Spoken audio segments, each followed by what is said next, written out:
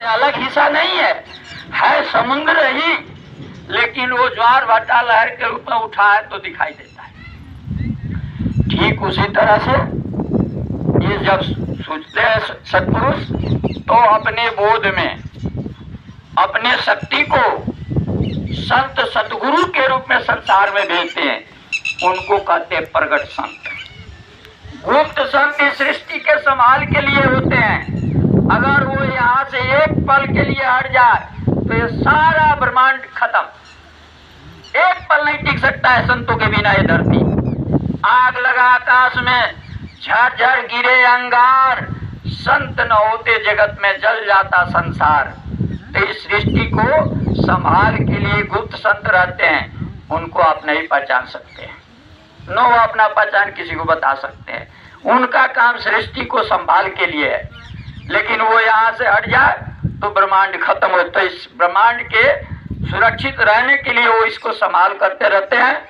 लेकिन उनके आग्रह पर जब सत्पुरुष का मौज होता है तब प्रकट संत वहाँ से भेजे जाते हैं, और तब प्रकट संत जब ऊपर से आते हैं तो उनको मालूम है कि काल ने अजब बर्मा है, कठिन काल का घेरा है। काल ने अपने जाल में सभी जीवों को फंसा लिया। मैं तो संसार में जा रहा हूँ, लेकिन मेरा बात कोई नहीं सुनेगा, क्योंकि सब काल के अधीन है, काल के जाल में फंसे हुए हैं, तो मेरा बात तो कोई सुनेगा नहीं। तो ऊपर से कुछ आत्माओं को ऊपर के मंडलों से, ब्रह्मांड से, भौर गुफा से, महाशून्य से, 10वें द्वार से कुछ सूरतों को अपने साथ लाते हैं, और उन सूरतों को संसार में जन्म स्वयं दिलाते हैं। और इधर जब सत्संग वो जारी करते हैं तो पहले वो ही जीव उनके सत्संग में भाग लेते हैं जो ऊपर से लाए हैं। उन्हीं को कहते हैं या रहीम उत्तम प्रकृति का कर सकत कुसंग, चंदन विष व्यापे नहीं लिपटे रहत भुजंग। वो इतने उत्तम संस्कार के होते हैं जो ऊपर से लाते हैं।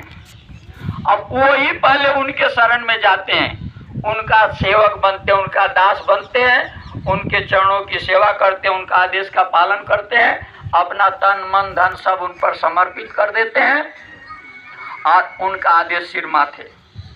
गुरु आज्ञा सर्वोपरि सिरोधारे सर माथे, गुरु कहे करो तुम सोई मन का कहे कर दे। बस अपना तन मन धन जब उनके चरणों में अर्पण कर दिया तो न अपना तन रहा, न अपना मन रहा, न अपना धन रहा, तो अपना वाली क्यों करेंगे? अब तो वही करेंगे जो गुरु महाराज कहेंगे, और गुरु महाराज के आदेश के विपरीत कुछ कर नहीं सकते हैं।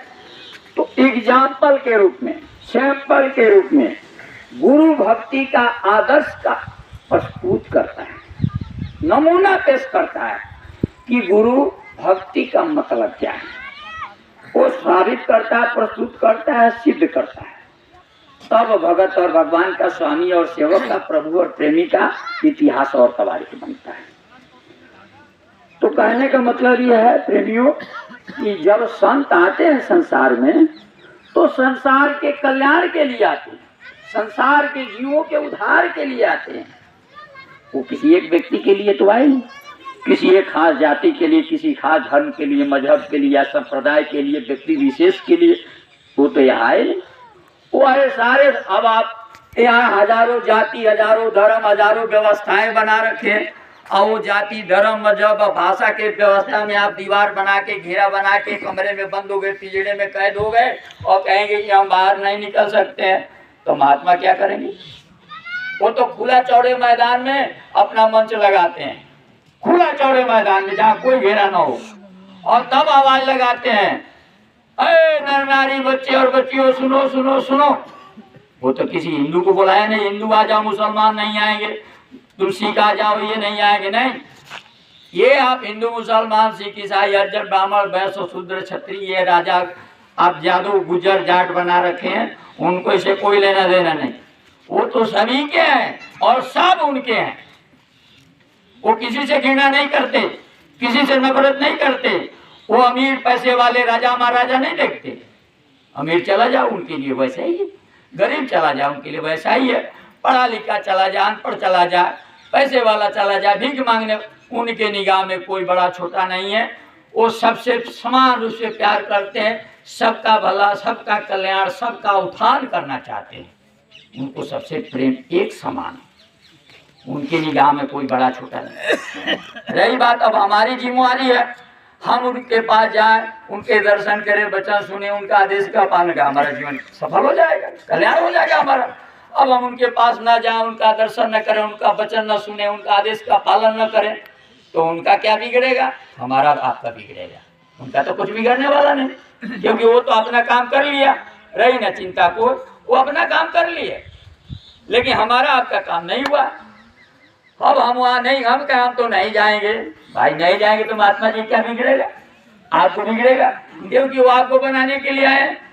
जब आप वहाँ जाएंगे तभी आपका भला होगा, और आप जब अपना भला नहीं करना चाहते तो नहीं जाएंगे, तो महात्मा और भगवान क्या करेंगे? तो संत उदय संतत सुखकारी, विश्व सुखत जिमींदु तमारी। संतों का उदय संसार के जग के कल्याण के लिए होता है। कैसे? जैसे सुबह सूर्य और चंद्रमा निकलता है, 1 मिनट आगे पीछे नहीं निकलेगा, उसका समय निश्चित और निर्धारित है। जाड़ा हो, गर्मी हो, बरसात हो, अपना निश्चित समय से सूर्य चंद्रमा निकलेगा। आप गाली दीजिए, आप गोड़ लगाइए, जल ढारिए, आप उसके ऊपर थूकिए, वो आपसे कोई शिकायत नहीं करेगा।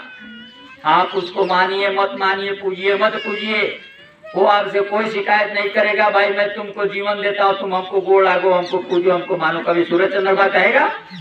अरे कहेगा? नहीं, कभी नहीं कहेगा, क्योंकि वो आपका कर्म क्या है, आपका करना है, वो आप जानिए। उसका काम है जग का कल्याण करना, वो तो जग का कल्याण करेगा, कभी पीछे नहीं हटेगा। अगर सूर्य चंद्रमा हमको शौर्य देता है, शक्ति देता है, जीवन देता है, प्राण वायु देता है, अगर सूर्य चंद्रमा 6 महीने तक न निकले, सब जीव नष्ट हो जाएंगे। पेड़ पौधे, फल फूल, वनस्पतियां, इंसान, आदमी, जानवर सब समाप्त हो जाएंगे, कोई जीवित नहीं बचेगा। वो हमारे आपको शक्ति, जीवन सब कुछ देते हैं, सारे बिना भेदभाव के, अमीर गरीब, गोरा काला, मोटा पतला, छोटा ऊंचा, पढ़ा अनपढ़ का कोई भेदभाव नहीं, सबको समान रूप से देता है। लेकिन उसको भी साल में 1 बार 2 बार ग्रहण लगता है कि नहीं लगता है? जो संसार का कल्याण करता है उसको भी नुकसान पहुंचाने वाला उसके पीछे साथ लगा हुआ है। दुष्ट उदय जगे आरत हेतु, यथा प्रसिद्ध अधम ग्रह केतु। राहु और केतु उसको जो जग का भला करता है उसको भी नहीं छोड़ता, उसके पीछे पड़ता है, अब उसको नुकसान पहुंचाता है। दोनों का प्रकृति है, दोनों अपना काम करेगा। संजन अपना काम करेगा, दुर्जन अपना काम करेगा, दोनों का अपना अपना प्रकृति है। तो संजन अपना संजता छोड़ेगा दुष्ट के डर से? अरे भाई, दुष्ट के डर से संजन अपना संजता छोड़ देगा? नहीं, दोनों का अपना अपना स्वभाव है, प्रकृति है, और दोनों अपनी प्रकृति के अनुसार ही काम। महात्मा जी गंगा में स्नान कर रहे थे, कहीं से बिच्छू दहते आ रहा, तो बिच्छू अग्नि का जीव है, अग्नि तत्व का, पानी में मर जाएगा। महात्मा जी को ध्यान, ये तो बिच्छू अग्नि तत्व का जीव है, पानी में जल में तो मर जाएगा। हाथ लगा के उसको छाने, सूखा में बाहर निकालने के लिए, जैसे हाथ पर लिए बिच्छू डंक मारना मारने लगा, महात्मा जी को डंक मारने लगा। दूसरा आदमी देख रहा है, कह रहे अरे महात्मा जी जल्दी फेंकिए, वो आपको डंक मार रहा है, आप उसको बचा रहे, पानी में गिर मर जाने दीजिए। महात्मा जी बोले कि भाई देखो, ये तो अनभी ज्ञानारी अजान बेजुबान चीज है, और इसका प्रकृति है डंक मारना, तो ये अपना प्रकृति ये नहीं छोड़ रहा। तो हमको तो बुद्धि है, विवेक है, ज्ञान है, हम जानते हैं कि जीवों का रक्षा हिफाजत करना चाहिए, हमारा धर्म है, हमारा कर्म भी है। तो ये अपना प्रकृति ये नहीं त्याग रहा, तो मैं अपना प्रकृति क्यों त्याग दूं? और महात्मा जी ये होता है महात्मा, खोद खाद धरती से काट कूट बन रहा है, अब कुटिल वचन साध सहे, और से सहा न जाए। ये धरती है, टट्टी पेशाब मल मूत्र थूक खखार मुर्दा जिंदा सब इसी में न करते हैं। फल फूल दही दूध घी मेवा मिश्री सारा चीज हमको खाने पीने के ये धरती देती, कभी शिकायत किया जो हमारे ऊपर क्यों गंदगी फैलाते हो? कभी कहा? नहीं कहेगी। सरोवर है, झरना है, झील है, वो हमको शीतल जल मीठा देता, पानी न मिले प्यासे तड़प के मर जाएंगे। हैं? माल मूत्र गंदगी मुर्दा जिंदा सब उसमें फेंकते हैं, उसी को कचरा गंदगी बनाते हैं। कभी वो शिकायत किया जे हम तुमको जीवन देते हैं कि हमें गंदा कर रहे हो? कभी नहीं। पेड़ पौधे हैं, छाया देते, फल देते, फूल देते, मुंह धोने के दातुन मुखारी देते हैं, स्वादिष्ट एक से काल मीठा हवा देते हैं, वायु स्वच्छ देते हैं, और उसके बाद आप जब मर्जी करें काट दें। जब चौकी पलंग बाकस घर द्वार मकान सब बनाते, कभी कोई शिकायत किया? नहीं किया। उसी तरह से साध और संत होते हैं, वो आपका भला करना चाहते हैं, हाथ जोड़ते हैं, विनती करते हैं, प्रार्थना करते हैं, बच्चा मान जाओ, अशुद्ध आहार मत खाओ, गंदा चीज मत खाओ, तुम्हारा तन मन खराब हो जाएगा, गंदा हो जाएगा, तुम्हारा लोक परलोक धर्म नष्ट हो जाएगा, तुम्हारा धर्म कर्म भ्रष्ट हो जाएगा, तो मानव जीवन तुम असफल हो जाएगा। इसलिए बड़े भाग से मनुष्य शरीर मिला है प्रभु प्राप्ति के लिए, भगवान के भक्ति के लिए। इसमें कूड़ा कचरा गंदगी अशुद्ध आहार डाल के और इसको गंदा मत करो, तो हमारी भाला की बात करते हैं, हमारी बुराई तो कोई कहते नहीं, हमारी कल्याण की बात करते हैं। लेकिन हम कहते नहीं, हम इनकी तो बात नहीं सुनेंगे, हम इनकी बात नहीं मानेंगे, तो भाई उनका नुकसान क्या करो? वो तो नुकसान आपका हो, उनका कुछ नहीं बिगड़ेगा, आपको बिगड़ेगा।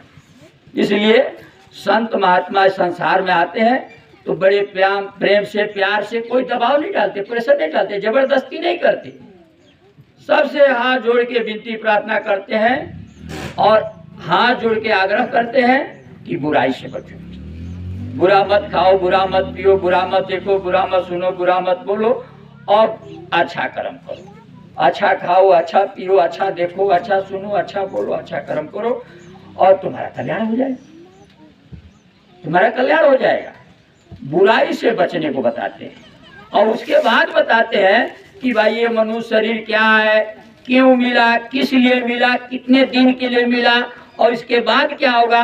तो भूत भविष्य और वर्तमान तीनों काल का आत्मा क्या है, और कहाँ से आई, कैसे चल जाएगी, ये सब बातें बड़े प्रेम से बड़े प्यार से बैठा कर बताते हैं। लेकिन अब लफड़ा क्या है भाई, झगड़ा क्या है, इस बात का झगड़ा है। अब सुन लीजिए बड़े ध्यान से, बड़े प्रेम से समझ लीजिए, इसी का लड़ाई है, इसी का झगड़ा है। वो तो सतलोक से आए हैं, सचखंड से आए हैं, सबका भला करना है, वो नहीं चाहते किसी का बुरा हो, तो वो सबका भला जब करने का उपदेश देते हैं, तो ये जो सारा संसार है ये झूठ का विस्तार है। मोटी बात को बड़े अच्छे से सुनिएगा, बड़े ध्यान से समझने की बात है, अपने दिमाग में बात बैठा लीजिए। हम आप पे सारे संसार के जीव सब झूठ में फंसे, झूठ ही लेना, झूठ ही देना, झूठ ही खाना, झूठ चबेना, ये दो आंखों से जो कुछ देख रहे हैं सब झूठ है, सच इसमें कुछ नहीं। ये शरीर भी हमारा आपका झूठ, ये हाथ नाक कान हाथ पैर, ये जो कुछ इनसे देख रहे सब झूठ। इसी झूठ में हम भी फंसे, आप भी फंसे, और धोखे में इस झूठ को हमने आपने सच मान लिया, धोखे में, अज्ञानता में, जड़ता में, और खुद को नहीं जान, और ये झूठ को सच मान लिया। अब अपने आप को हमें पता ही नहीं कि हम हैं कौन, कहाँ से आए, क्यों आए, कैसे आए, किस लिए, कितने दिन इसके बाद हम कहाँ जाएंगे। ये तो शरीर 100 साल के लिए मिला है, राजा बन के रहेंगे, 100 साल ही रहना है, नोट कर लीजिएगा। प्रधानमंत्री, राष्ट्रपति, राज्यपाल, मुख्यमंत्री, गवर्नर, सांसद, विधायक, प्रधान जी, मुखिया जी, SP, collector, DM, magistrate, scientist, वैज्ञानिक, इंजीनियर, अरबपति, खरबपति, लखपति, करोड़पति, आपको 100 साल ही बन के रहना है, सबको पता है। 1000 साल के लिए कोई पट्टा का लिखा है कि नहीं, कोई अमर का पट्टा लिखा क्या है? नहीं। कोई 1000 साल के लिए है? नहीं, कोई नहीं, सबको पता है। रहना 100 साल, 5 साल 10 साल आगे पीछे ज्यादा कम बेस हो जाएगा, कोई बात नहीं, 100 साल मान के चलिए। शरीर छोड़ के जाना पड़ेगा कि नहीं? प्रधानमंत्री जी नहीं जाएंगे, राष्ट्रपति जी रह जाएंगे, तो जाना तो सभी को पड़ेगा, कोई आ रह नहीं सकता है। लेकिन आए कहाँ से है और जाएंगे कहाँ, किसी ने पता किया? किसी ने आज तक पता किया? किसी ने पता नहीं किया। ये भाई इस शरीर में आने के पहले हम कहाँ थे और इस शरीर को छोड़ने के बाद कहाँ जाएंगे, ये दोनों काम छोड़ के बस ये नकली शरीर का सजाना संवारना, लिपस्टिक पाउडर क्रीम, खाना कपड़ा गहना जेवर, हवाई जहाज हेलीकॉप्टर एसी कूलर फ्रिज, सारा ये शरीर के लिए जो अपना नहीं है, मेरा नहीं है, ये आपका नहीं है। न ये धरती आपका, न आसमान आपका, न ये आगी आपका, न पानी आपका, न ये शरीर आपका, न ये शरीर से जितना संबंध जोड़े हैं पति पत्नी पिता पुत्र भाई का, वो सब जो है नकली झूठा। किराए का मकान, रेंटेड हाउस, चंद रोजा मुसाफिर खाना, मेरा नहीं आपका नहीं, हमारे आपके सिर के ऊपर मकान मालिक बैठा है। ये धरती आसमान, ये शरीर ये संसार, ये सब उसका। सुई के नोक के बराबर मेरा आपका या कुछ नहीं, क्योंकि हम यहाँ का ही नहीं, ना हम यहाँ के ना आप यहाँ का। और आप अज्ञानता बैठ के हम तो इस गांव के, हमारा ये गांव, हमारा ये जाति, हमारा धर्म, ये हमारा आप चिल्लाने लगे। लेकिन सच्चाई ये नहीं, सच्चाई ये है कि ये न देश आपका, न ये धाम आपका, न ये गांव आपका, न ये नाम धरा है, न ये नाम आपका। आप यहाँ के नहीं, आप अमर लोग के, चेतन लोग के, रूहानी देश के। आपका असली माता पिता वहां बैठा है, आपका प्रतीक्षा इंतजार कर हमारा पुत्र कब हमारे पास आएगा। लेकिन पुत्र तो अपने आप को भुला गया, माता पिता तो बहुत दूर की बात है। वो जब पुत्र यहाँ काल माया के देश में आके जाल में जब फंस गया तो स्वयं अपने आप को भूल गया कि मैं कौन हूँ। जब वो अपने आप को ही नहीं जानता तो अपने माता पिता, अपने देश, अपने धाम को कैसे जानेगा? जान पाएगा? नहीं जान पाएगा। कब जानेगा? जिस दिन पहले अपने आप को खुद जानेगा कि हम हैं कौन, कहाँ से आए, कैसे जाएंगे, तब उसके अंदर तड़प पैदा होगा अपने माता पिता से मिलने के लिए। अभी तो ये नकली माता पिता जो शरीर का है उसी में फंसा है। असली माता पिता है वो तो भूल ही गया, याद ही नहीं है। यही तो काल का जाल है। काल ने अजब वर्मा इस तरह अपने जाल में फंसाया कि कभी आप नहीं निकल सकते हैं। इसी काल के जाल में से निकालने के लिए वो आते हैं और संसार में आकर के हमारे बीच, हमारे जैसे दाढ़ी मूछ कपड़ा शरीर बस्ता धाड़ का हमारे बीच में आके अब वो प्रगट है, इसलिए अपना भेद बताते हैं। गुप्त नहीं बता सकते हैं, लेकिन अब वो प्रगट होते हैं तब सबको इकट्ठा करके ते सुनो सुनो सुनो है न नारियों। और जब सब इकट्ठा हो जाते हैं तब वो अपना भेद बता, अपना परिचय देते हैं। क्या कहते हैं कि हम आए उस देश से जहां तुम्हारो धाम, अब तुमको घर पहुंचाओ ना एक हमारो काम। इसमें कोई हिंदू मुसलमान का बात आया, कोई अमीर गरीब का बात आया, कोई जाति और धर्म का बात आया? तो खुला चौड़ा मैदान है, खुला दरबार है। जात पात पूछे ना कोई, हरि के भजे से हरि का होई। हिंदू आ जाए, मुसलमान आ जाए, सिख आ जाए, ईसाई आ जाए, हरिजन आ जाए, ब्राह्मण आ जाए, वैश्य आ जाए, शूद्र राजा आ जाए, भिखारी आ जाए, वहाँ तो कोई बंधन है जो रोका है कि नहीं ये आएगा वो नहीं आएगा। सब चले आए और सब बढ़ जाए। तब कहते हैं कि सुनो सच्ची बात हम तुम्हें बताते हैं, हम उस देश से आए हैं जिस देश के तुम वासी हो। ये देश तुम्हारा नहीं, ये धाम तुम्हारा नहीं, ये नाम तुम्हारा नहीं और ये काम तुम्हारा नहीं। ये सब पराया है, ये परदेश है, ये मृत्यु लोक है। यहाँ जो जन्म लेगा मरेगा, लेकिन जो तुम्हारा देश है अमर लोक है, अविनाशी लोक है। वहाँ कोई जन्म नहीं लेता, न वहाँ कोई मरता है, न वहाँ ये काल जाएगा, न माया जाएगी, न ये धरती जाएगा, न आसमान जाएगा। यहाँ का कोई चीज वहाँ नहीं जाएगा।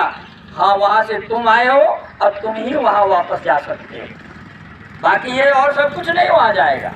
वहाँ के रहने वाले तुम, और वहाँ तुम वापस जाओगे। बाकी ये सब हमें यहाँ इसलिए आए, हम यहाँ राजा महाराजा बनने नहीं आए, प्रधानमंत्री मुख्यमंत्री राष्ट्रपति और गवर्नर बनने नहीं आए। हमको तो उसने भेजा तुम्हारे लिए, और हम आए तुम्हारे देश का पता ठिकान भेद बता के, तुम्हारा बाह पकड़ के और तुम्हारे देश तुम्हारे माता पिता के पास तक पहुंचा देना ही मेरा काम है। इसके अलावा मेरा और दूसरा कोई काम नहीं। लेकिन अब तुम कहोगे कि हम नहीं जाएंगे, हम तो तुम्हें लेने आए, अब तुम तैयार नहीं जाने का, तुम कहोगे हम वहाँ नहीं जाएंगे, तब हम क्या करेंगे? हम तो ऐसी जबरदस्ती कर नहीं सकते। तुम्हें प्यार से समझाएंगे, बताएंगे, मनाएंगे, चेताएंगे, और जब तुम तैयार हो जाओगे चलने का, तब हम तुमको ले चले आए। लेकिन अब वहाँ चलने के लिए क्या करना होगा? 2 शब्द आगे बताते, क्या कहते हैं कि धाम अपने चलो भाई, पराये देश नहीं रहना। सीधी बात, मोटी बात, सबको समझ में आ जाएगा। कहते हैं कि सुनो, अब हम आ गए और तुम्हें रास्ता बता दिया, अब तुम चलने की तैयारी करो। अब तुम कहोगे हम नहीं जाएंगे तो रह जाओगे ही, और जो कहेगा मैं जाऊंगा वो तो चलेगा, मैं ले जाऊंगा। तैयार होना पड़ेगा। कहते अपने धाम चलो। अब अपने धाम चलने के लिए तैयारी करो। तैयारी क्या है? इस शरीर के लिए तो कमा के बैंक में जमा कर दिया, प्लाट खरीदे के कोठी बंगला बना दिया, तो वो तो इसके लिए किया। लेकिन अब अपने लिए तो कुछ कमाई कर लो, अपनी आत्मा का धन जमा कर लो, जिसको लेकर के वहां जाओगे।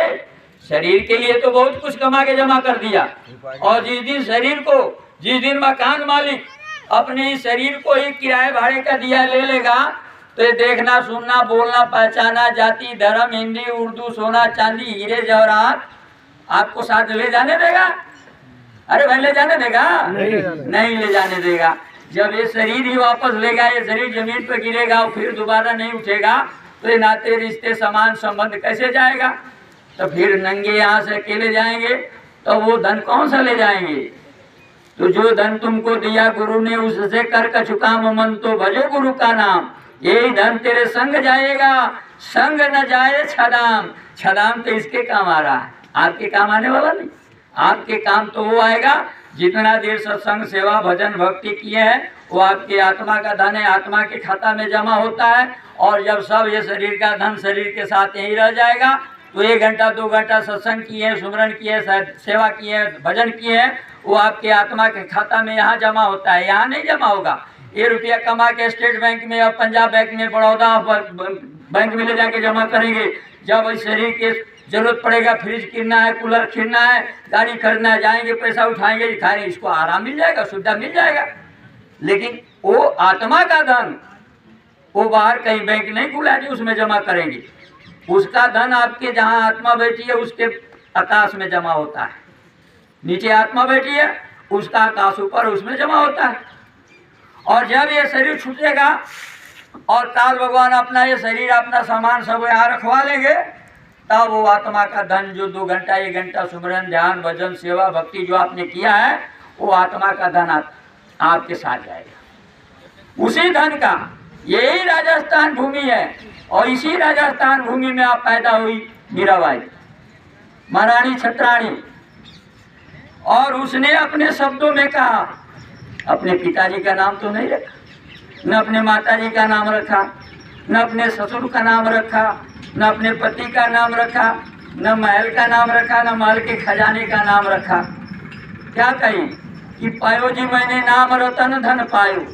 मैं वो नाम का रतन धन जो गुरु महाराज ने दिया, उसके माता पिता और ससुर और पति सब राजा महाराजे थे, उनका खजाना था, हीरे जवाहरात था, लेकिन किसी का जिक्र नहीं किया।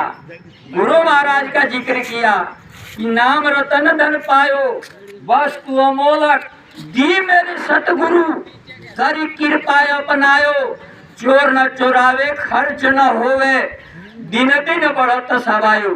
पायो जी मैंने नाम रतन धन पायो। वो आत्मा का धन कहाँ मिलेगा? गुरु के पास। माता पिता और राजा महाराजा, सेठ साहूकार, जमींदार के पास नहीं है। ये धन शरीर के काम के लिए है। ये सब नस्वान है, नस्वर है। बाहर रखेंगे खुले में, हवा लगेगा, खराब हो जाएगा, सड़ जाएंगे, कीड़े पड़ जाएंगे। जतन करके रखेंगे तो भी नुकसान होना है, वैसे सड़ेगा, कीड़ा पड़ेगा, चोर ले जाएगा, डाकू ले जाएगा, गर्दन पर राइफल बंदूक गन रख करके बाहर पड़ोसी ले लेगा, भाई लेगा, छीन लेगा, ज़्यादा दिन है नाश हो जाएगा, ज़्यादा देर नाश हो जाएगा। तो दान, भोग और नाश, धन की 3 गति है। पहला है दान, साधु संत महात्मा भक्ति में दे दिया तो वो आपके आत्मा के खाता में जमा वहाँ मिलेगा। अगर आपने नहीं दिया दान में तो आप शरीर को भोग लीजिए, वो आपके काम आएगा। और न साधु संत महात्मा सत्संग भक्ति में खर्चा किया, न स्वयं पर खर्चा किया, बिटोर बिटोर बिटोर बिटोर जमा कर रहे हैं, तो जिस दिन मर जाएंगे उस धन का नाश हो जाएगा, तो फायदा क्या होगा। इसलिए धन का 3 गति है। तो गुरु महाराज ने कहा कि बच्चा आत्मा के साथ ले जाने वाला धन की कमाई कर लो, वो दिन दिन बढ़ता है, घून नहीं लगेगा, कीड़े नहीं पड़ेंगे, सड़ेगा नहीं, कोई अड़ोसी पड़ोसी छीन नहीं सकता है, डाकू चोर छीन नहीं सकता है, वो आपके आत्मा के खाता में जमता रहेगा, बढ़ता जाएगा बढ़ता जाएगा। जिस दिन श्वासा का पूंजी समाप्त होगा, मकान मालिक ऊपर बैठा है, वो थोड़ी देखेगा कि आप प्रधानमंत्री है, देश चला रहे, मुख्यमंत्री है, राष्ट्रपति है, राज्यपाल है, गवर्नर है, चक्रवर्ती महाराज, सम्राट है, न्यायाधीश है, जज है, एसपी है, डीएम है, कलेक्टर है, आपके पास बहुत जरूरी काम है, 2-4 दिन के लिए छोड़ देते, वो थोड़ी देखेगा। तो श्वासा का पूंजी गिन कर दिया है, और जैसे ही जिसका श्वासा का पूंजी समाप्त हुआ, ऊपर मकान मालिक बैठा है, चालान काट दिया, अपने जमदूत सिपाही फरिश्ते को बुलाया और बोला कि देखो फलाना आदमी का समय पूरा हो गया, फौरन जाओ उसे मेरा मकान खाली करा लो। अब वो मेरे किराए के मकान में 1 मिनट नहीं रहेगा। आपको तो पता नहीं, आप तो माला लेके सुबह से शाम तक दरवाजे पर बैठ के और ये जाप कर रहे हैं कि ये गांव मेरा, ये घर मेरा, ये जाति मेरा, ये धर्म मेरा, ये पत्नी मेरी, ये पिता मेरा, ये पुत्र मेरा, ये मेरा, वो इसी का।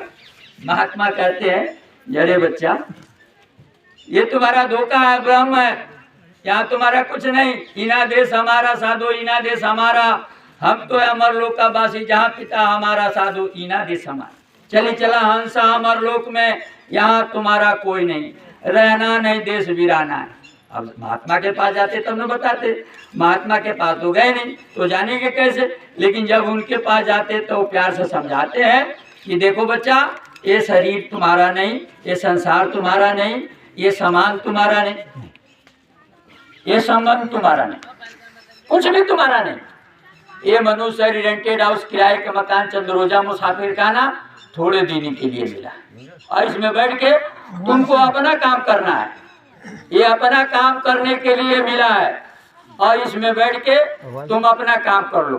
तो अपना काम करने के लिए क्या है, वही कह रहे हैं कि धाम अपने चलो भाई, पराये देश नहीं रहना, काम अपना करो जाई, परायो काम नहीं करना। तो कहे भाई 24 घंटे का दिन रात हो, 22 घंटा पराया काम करो, यानी शरीर के लिए, खाना के लिए, कपड़ा के लिए, दवा के लिए, साबुन के लिए, अपने लिए, माँ बाप के लिए, पत्नी बच्चों के लिए। वो कहा कहते हैं घर बार छोड़ दो, खाना कपड़ा छोड़ दो, जंगल में चले जाओ, कहते हैं नहीं, कहते हैं दोनों काम करना है। पहला काम शरीर अच्छा, क्योंकि इसी शरीर में बैठ के अपना दूसरा काम करना है। जब शरीर रोगी हो जाएगा, बीमार हो जाएगा, शुद्ध हो जाएगा, गंदा हो जाएगा, तो शरीर ही अपना हिफाजत नहीं कर पाएगा तो आत्मा का रक्षा कैसे करेगा। तो वो जो प्रगट संत आते हैं, हाथ जोड़ के प्रार्थना करते हैं कि अब अपना धन जमा कर लो, अपना कमाई कर लो, और वो दोनों काम करना है। दोनों काम करना है किसको, आपको और हमको।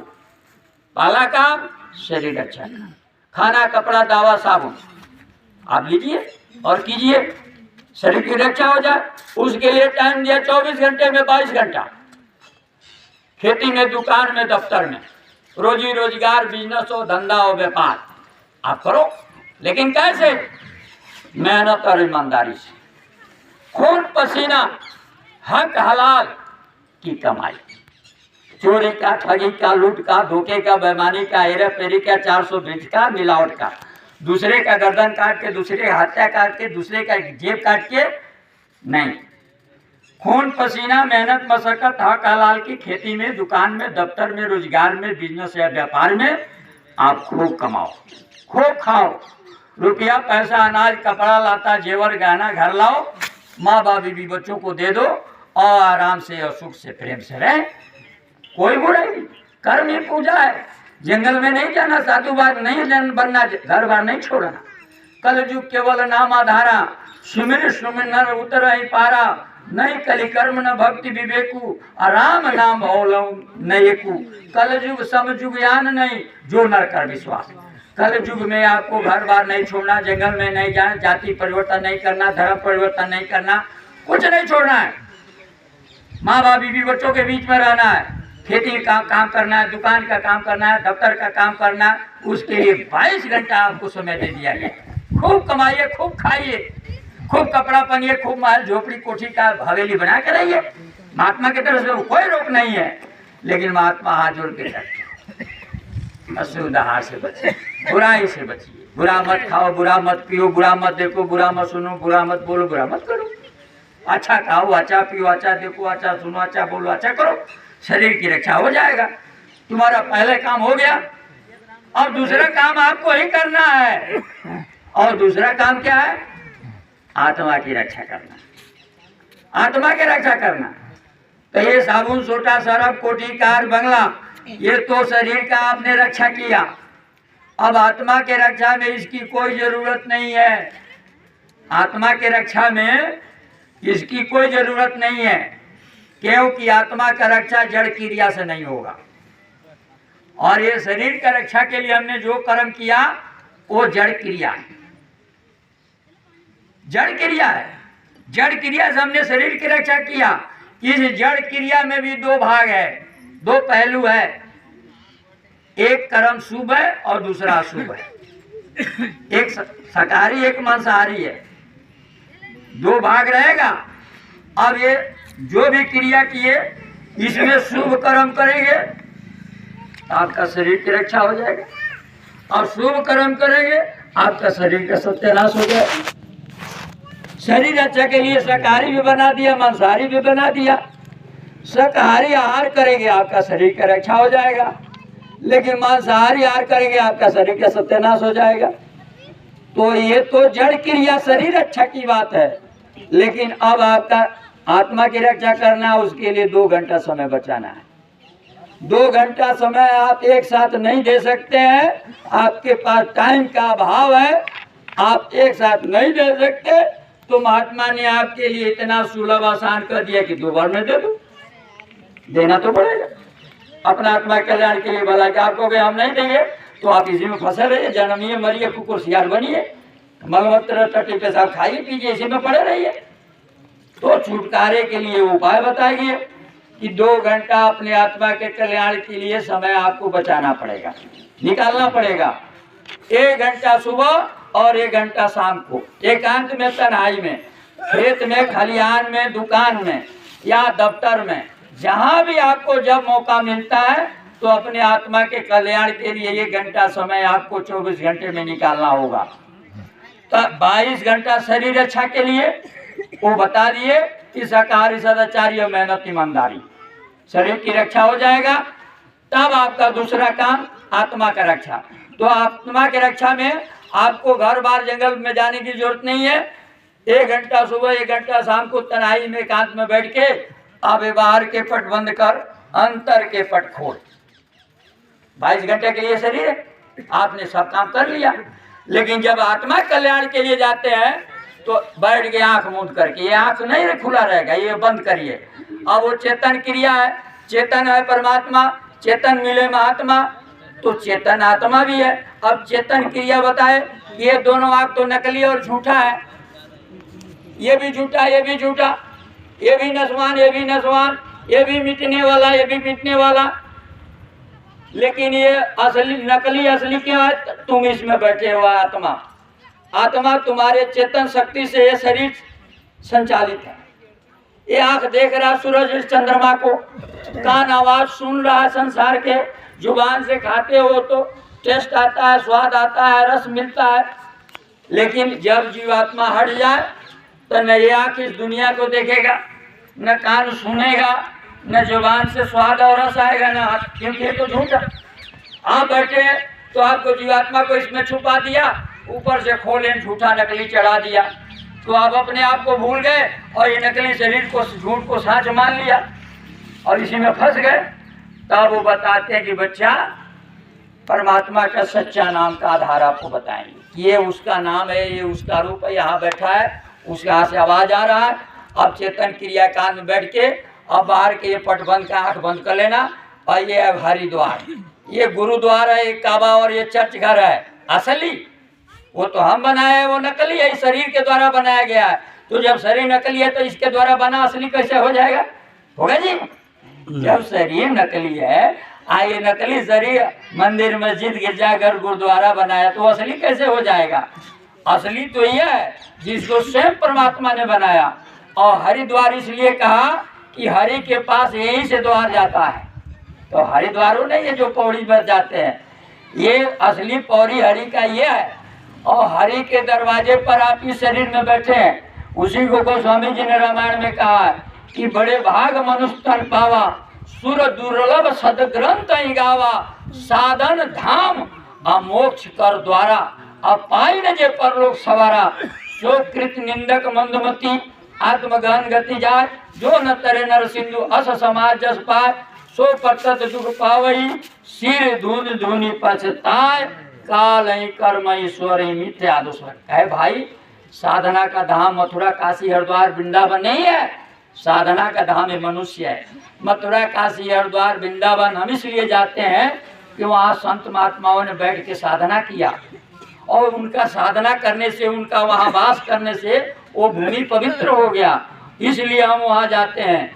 नहीं तो वो तुम्हारा शरीर साधना का धाम ये शरीर है और ये मोक्ष के दरवाजे पर बैठे हो और दरवाजे के बाहर तुमको बैठा दिया और दरवाजे के अंदर वो भी स्वयं बैठा है और मनुष्य शरीर में तुम्हें अधिकार दिया कि दरवाजा हटाओ परमात्मा का दर्शन पाओ, पर्दा हटाओ खुदा का दीदार पाओ। बस बीच में एक पर्दा है, पर्दे के बाहर यहाँ दरवाजे पर बैठे हैं। ये शरीर रंग महल में 9 दरवाजे और 10वां ताला लागल, चुनर में दाग कहाँ से लागल, पचरंगी पिया के चुनरिया, बड़ा भाग से पाई गुजरिया। तो पचरंगी पिया ने ये चुनरिया पहनाया, बेदाग देकर संसार में भेजा और कहा मेरे संसार में जाओ, मेरे मकान में रहो और इसमें बैठ के मेरे शरीर को नापाक मत करना, गंदा मत करना, बद कामों से, बुरा कामों से, गुनाहों से, पापों कुकर्म से मेरे मकान को गंदा मत करना। जैसे मैं तुम्हें पाक साफ शुद्ध स्वच्छ निर्मल दे रहा हूँ, मेरे मकान में गंदगी मत फैलाना, दाग मत लगाना। जैसे मैं तुम्हें स्वच्छ निर्मल साफ पवित्र शुद्ध पाक दे रहा हूँ, वैसे मेरे मकान को पाक साफ रखना। और इसी इंसानी जामे में, इसी मनुष्य शरीर में महापुरुष मिलेंगे जो अपना काम कर लिया। ऐसे फकीरों को तलाश कर लेना, ऐसे महापुरुषों को ढूंढ लेना और उनसे मुक्ति का जुक्ति ले लेना, प्रभु प्राप्ति का रास्ता ले लेना, भजन भक्ति का भेद प्राप्त कर लेना और जैसे वो बताओ वैसे करके तुम भी अपना कल्याण कर लेना। इसीलिए मैं तुम्हें मनुष्य दे रहा। लेकिन तुम संसार में जाके और मेरे विपरीत काम करोगे, मेरे मकान को गंदा करोगे, हिंसा हत्या पाप बुराई कत्ल बेविचार चोरी जारी, तो उसका मैं सजा दूंगा। ये सब बातें समझा करके और तब आपको हमको संसार में भेजा। लेकिन हम संसार में आकर के और मेरी तेरी मोह ममता लोग लालच में फंस गए। तब संत महात्मा आए और बड़े प्यार से बताए कि 24 घंटे के दिन रात में 2 काम करना है। पहला काम शरीर रक्षा और दूसरा आत्मा रक्षा। अब आपको ही करना होगा। आप कहोगे कि हम नहीं करेंगे तो मुश्किल है। भाई भगवान ने दया किया, आपको मनुष्य शरीर दे दिया, आजादी दे दिया, अधिकार दे दिया, कर्म सबसे श्रेष्ठ सबसे उत्तम सबसे महान मनुष्य शरीर दे दिया, आजादी अधिकार दे दिया, सब साधन सुविधा सहूलियत दे दिया, कोई चीज अपने पास नहीं रखा। और क्या करेगा? भगवान ने तो अपना काम कर दिया। और गुरु ने आकर के दया करके आपको रास्ता बता दिया, वेद बता दिया, आशीर्वाद दिया, दया दिया, दुआ दिया और कहा कि अब तुम अपना कल्याण करो, सब बता दिया। तो भगवान ने अपना काम कर दिया, गुरु ने अपना काम कर दिया। आप कहोगे नहीं गुरु महाराज हम तो सत्संग नहीं करेंगे, नहीं गुरु महाराज हम सेवा नहीं करेंगे, गुरु महाराज हम भजन नहीं करेंगे। तो बताइए क्या करेंगे भाई? क्या करेंगे आप? गुरु का जो काम था कर दिया, भगवान का जो काम था कर दिया, तो सेवक और भक्त का भी तो कोई काम है। कहेंगे गुरु महाराज का नाम लेते हैं गुरु महाराज पार करेंगे, भगवान का नाम लेते हैं भगवान पार करेंगे। भाई वो भगवान गुरु महाराज तो पार करेंगे, लेकिन चेला महाराज का भी तो कोई कर्म है। उसका भी तो कोई जिम्मेवारी है, उसको भी तो कुछ करना चाहिए। गुरु महाराज ने प्यार से समझाया, कहा देखो बच्चा, थोड़ा सा मेहनत तुम करो और थोड़ी सी मेहनत हम करेंगे, तुम्हारा काम हो जाएगा। तुम खूब मेहनत करोगे और मैं कुछ नहीं करूंगा तो कुछ होने वाला नहीं, और मैं खूब मेहनत करूं और तुम कुछ नहीं करोगे तो कुछ नहीं होगा। इसलिए हमको और तुमको दोनों को मेहनत करना होगा, तब जाके होगा। तो गुरु मेहनत करे और चेला भी मेहनत करे, दोनों के मेहनत से एक काम बनेगा। अब हम कहे कि नहीं, हम बोरा पहनते, हम टाट पहनते, हम टोपी पहनते, हम जैकेट पहनते, हम झंडा लेके खूब प्रचार करते, खूब नारा लगाते, खूब गुरु महाराज का जयकार मनाते हैं, लेकिन हम भजन नहीं करेंगे, सेवा नहीं करेंगे, भक्ति नहीं करेंगे। गुरु महाराज ठिका लिए पार कर देंगे। अरे भाई, गुरु महाराज तो ठिका लिए पार तो करेंगे, लेकिन वो दरवाजा पर आप टिकेंगे, उतना प्रकाश देखेंगे, उतना आवाज को बर्दाश्त करेंगे। इसलिए वो कहते हैं खुद मेहनत करके वहां पहुंचो। हम तो ले जाके तुमको पहुंचाएंगे, तुम्हारा हार्ट अटैक हो, चिथड़े उड़ जाएगा। बर्दाश्त कर पाओगे उस प्रकाश को, उस आवाज को? तो उस लायक बनो। दया तो हम बरसाने के लिए, तुम दया का पात्र तो बनो। दया का पात्र तुम बने नहीं, हम दया उड़े लेंगे तो तुम चिल्लाने लगोगे। तुम आके मांगते हो कि गुरु महाराज दया कर दीजिए। अरे पहले ये पता करो, सत्संग में जाके विवेक प्राप्त करो, और विवेक होगा तब पता चलेगा दया किसको कहते हैं। तुम मुंह से आके कहते हो गुरु महाराज दया कर दीजिए, मालूम होगा जब तुम्हें पर दया किया जाएगा तुम्हारा हालत बिगड़ जाएगी, चिखले चिल्लाने लगोगे। दया का मतलब है हरना, तब दया भरना। ये दुनिया में एक ही चीज कोई मिलेगा, तुम्हारी मर्जी है, रखा हुआ जाके उठा लो। दया मिलेगा तो माया नहीं, और माया मिलेगा तो दया नहीं। मौका तुम्हारे हाथ में, दो में एक ही कोई मिलेगा। चुनाव तुम्हें स्वयं करना है, नहीं भगवान की प्रतिबंध है, न गुरु का। आजादी और अधिकार तुम्हारे हाथ में है, चुनाव तुम्हें करना है। अब तुम सोच लो तुम्हें क्या चाहिए, एक ही मिलेगा, दया या माया। कहते हैं कि एक म्यान में दो तलवार नहीं घुसेगा। घुसेगा? एक म्यान में दो तलवार घुसेगा? नहीं घुसेगा, एक ही घुसेगा। तो कहे कि आप ये बुद्धि के कसरत करेंगे, बुद्धि की पहलवानी, और कहेंगे हम गुरु महाराज के आंख में धूल झोंक के हम दोनों घुसा देंगे उसी में। घुसेगा? नहीं घुसेगा। बुद्धि की ताकत नहीं है, बुद्धि का पहलवानी नहीं है जो दोनों घुसा देगा। एक म्यान में दो तलवार घुसा देगा, फेल हो जाएगा। अगर जो घुसाने की कोशिश करेगा तो जानते क्या होता है? दुविधा में दोनों गए, माया मिले न राम। जो बुद्धि के कसरत करेगा, जो बुद्धि की पहलवानी करेगा और कहेगा कि हम गुरु महाराज के आंख में धूल झोंक के हम तो घुसाइए के छोड़ेंगे, तो वो अपने आंख में धूल झोंक रहा है। गुरु महाराज के आंख में कोई माई का लालू तो गुरु महाराज बहुत पहले कह दिए, ये बच्चा हमारे आंख में धूल झोंकने की कोशिश मत करना। सबको मार दिया, काट दिया, जिंदा जला दिया, जहर दे दिया, दीवारों में चुन दिया, किसी को नहीं छोड़ा। लेकिन मैं वो बाबा ऐसे वैसा नहीं हूँ, मैं तो जो आया हूँ करके ही जाऊंगा, ऐसे जाने वाला नहीं। तो आपको पता ही नहीं जो गुरु महाराज क्या कहा। गुरु महाराज जो खेल किया आज तक कोई धरती को कोई संत किया है? इतना बड़ा नाम का जहाज कोई लगाया? नहीं लगा। फिर भी आप चक्कर में फंस गए।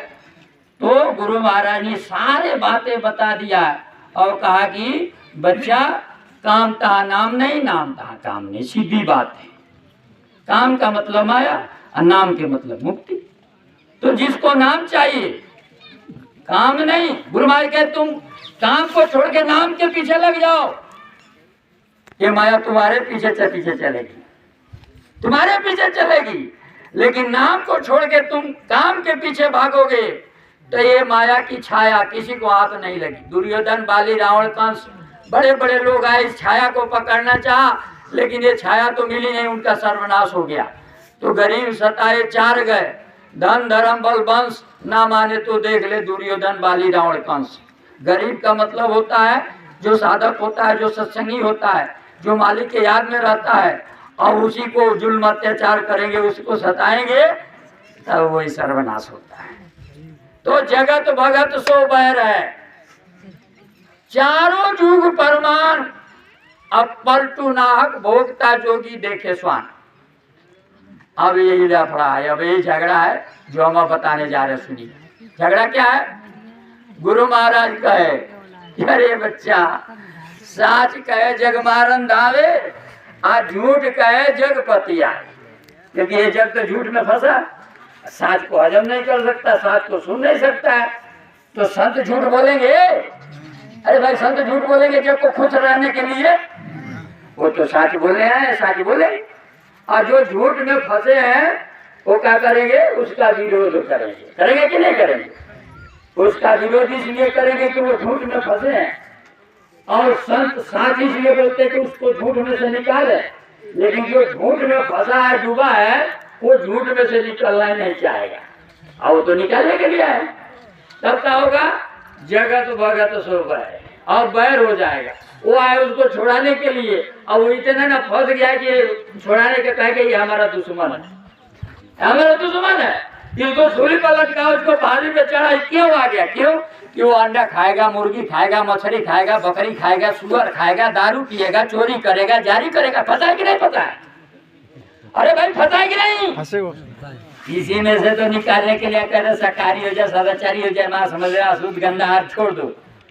तो ऐसा फंसा है कि उसका आदि हो चुका है, चाह के भी नहीं छोड़ सकता है। और वहां जोड़ के कहते अरे बच्चा मान जा, छोड़ देने तो कुदरत का दंडा तैयार है हमारे। वो कहता नहीं छोड़ेंगे।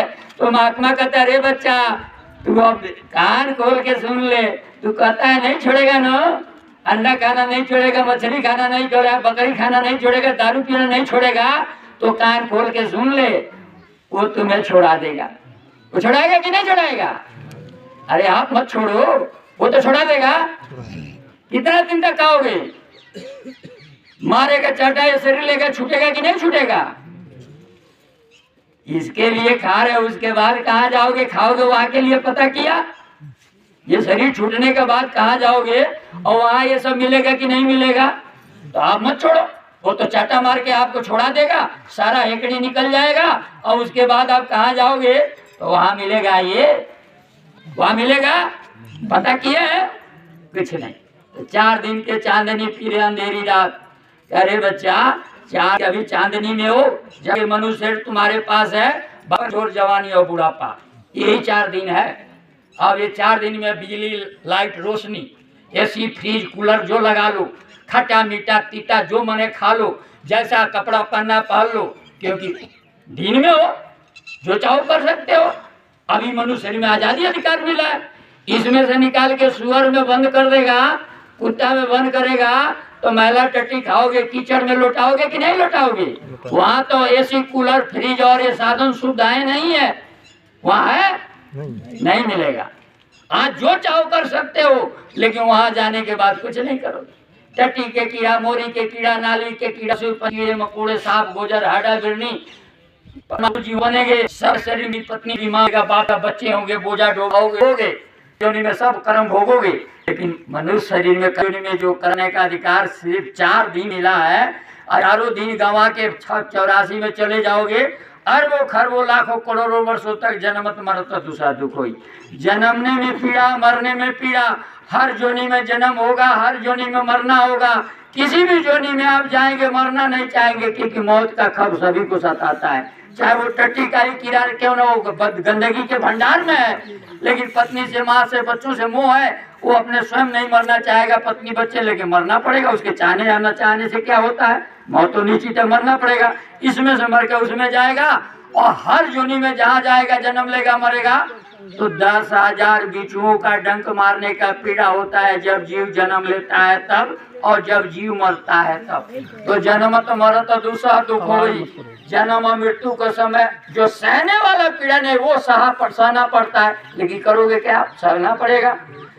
एक बिच्छू के डंक मारने पर आदमी पागल हो जाता है, 24 घंटा तक चैन नहीं रहता। उसको मालूम होता है कि आग का अंगारा रख दिया है, जल रहा है, 24 घंटा तक होश नहीं रहता उसको। एक बिच्छू अगर डंक मार दे तो, और 10,000 बिच्छुओं का एक साथ डंक मारने का कष्ट जीवन और मृत्यु में सहना पड़ता है।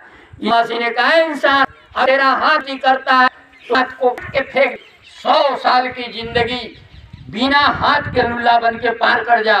न तो याद रख, ये दोनों हाथ रहते हुए जब तेरा मौत होगा और वहां जाएंगे दरबार में, तो तुमको जमदूत के सिपाही जिन हाथों से बेगुनाह दुर्गतों को हटा है, मैं ब्याज सहित एक के बदले 100 बार तेरे को बेरहमी से काटेंगे और तेरा कर्म का अदा वहां करेंगे।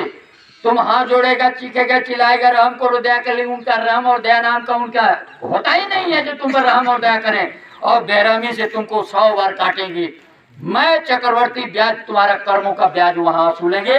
तुम लाखों लाखों मिल तक चीखो चिल्लाओगे, वहां तुम्हारे कोई बचाने नहीं जाएगा। इसलिए इन हाथों से गुनाह मत करो, ये दोनों हाथ वहां रहेगा और जमदूत के सिपाही तुम्हारा कर्म कर्जा वसूलेंगे और तुमको हजारों बार काट करके। ऐ इंसान, अगर ये तेरा आँख गलत काम देखता है, गलत करता है, तो ये आँख निकाल के फेंक दे। अंधा बन के 100 साल की जिंदगी पार कर जा, न तो याद रख ये दोनों हाथ तुम्हारा वहां मौजूद रहेगा आँख, लेकिन वो तुम पर रहम नहीं करेंगे। तुम्हारे इन आँखों के द्वारा बुरा देखा हुआ तुम्हारा सड़ाएंगे, काटेंगे, जलाएंगे, लाखों वर्षों तक तुम्हारे कर्मों का सजा देंगे। वही तो गुरु महाराज, वही सभी महात्मा करते। लेकिन हम अब यही साँच करते हैं। तो साँच कहे जग मारन धावे, आ झूठ कहे जग पतियान। कबीरा साँच कहे आ सबके चित से उतरल रहे। कबीर साहब कहे कि साँच कहे और सबके चित से उतरल है। अब ये सारा संसार झूठ में फंसा है, अब वो कहेंगे साँच, अब ये सारा जग उनका विरोधी हो जाएगा। तो जगत किसको कहते हैं? भगत किसको कहते हैं? भगत उसको कहते हैं जो सत्य में वो जयते, जो सत्य के मार्ग पर चल रहा, उसको सारा संसार झूठा मिल करके उसको झूठला नहीं सकते। सत्य में वो जयते, सत्य का विजय होगा। एक सत्य को छुपाने के लिए 1000 झूठ का पर्दा डालो, लाखों पर्दा भी मिल करके एक सत्य को नहीं छुपा सकता है, ताकत नहीं। क्यों? इसलिए कि ये सारे झूठ का पसार है, लेकिन ये टिका है सत्य पर। समझ गया बात को? ये झूठ का विस्तार है, लेकिन ये झूठ टिका है सत्य के सहारे। और ये झूठ चाहता है कि हम सत्य को निगल जाएं, सत्य पर हावी हो जाए। ऐसा कभी भी संभव नहीं है। अगर सत्य यहाँ से हट जाएगा तो ये सब खत्म हो जाएगा, तो ये कभी निगल ही नहीं पाएगा। हटते ही ये खत्म हो जाएगा तो उसको निगल कहाँ से पाएगा? इसलिए चाहे सतयुग, त्रेता, द्वापर, तीनों काल, चारों युग, हजारों लाखों बार आया गया, लेकिन सत्य पर कभी झूठ कभी नहीं हुआ। न सतयुग में हुआ, न त्रेता में हुआ, न द्वापर में हुआ, और आज कलयुग में उसी सच और झूठ की लड़ाई लगा है। समझ लीजिए खूब अच्छी तरह से, इसी सच और झूठ की लड़ाई लगा है कलयुग में।